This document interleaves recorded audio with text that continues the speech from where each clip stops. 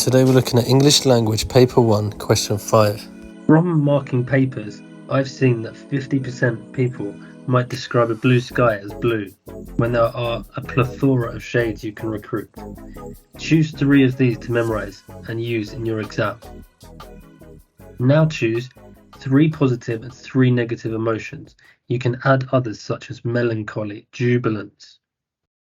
When you get a picture, you decide whether it's negative words throughout or positive words throughout. Reminder of the structure for question 5 then. Start stands for sky, tiny details, away, reaction, and 2 was 2. And you write 1 paragraph for each of those sections. Also, a coast map reminds you what to put in each paragraph. So when you get your exam, what I would do for the first 5 minutes, plan what you're going to put in the sky paragraph. Then in the tiny details paragraph, for example, sky, I'm going to put an adverb, duplicitously, and similes about the moon. In the tiny details paragraph, I'm going to write personification and I'm going to use the 5 senses. Okay, that's my first 5 minutes. I'm going to be planning what I'm going to put into each section. Now use this paragraph structure with the motion words you wrote and the shades of blue or grey from this diagram. The idea is to keep the mood the same. Notice the metaphor of brushstrokes and canvas being used for early marks. This is something you can do directly in your exam. So pause the video now and write up your first paragraph.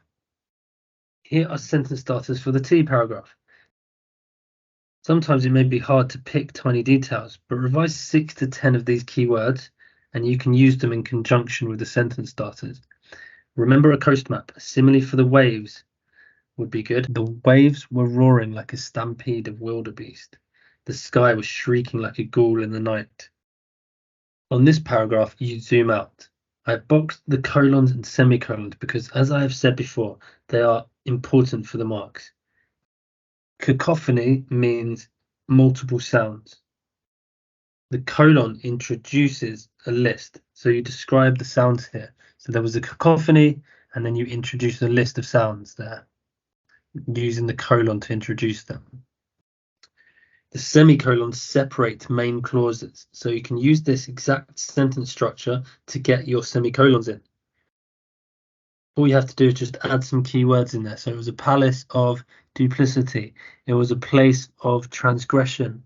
It was a time of misanthropy, with a semicolon in between each of those main clauses.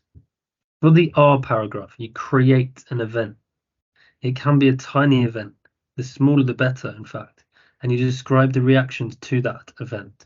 So it could be that one of the boards of the pier cracked and decaying wood sunk into the abyss like distant memories. The final T stands for 2 was 2. 1 sentence punchy paragraph. You just fill in the gaps. For example, to watch this video was to understand success.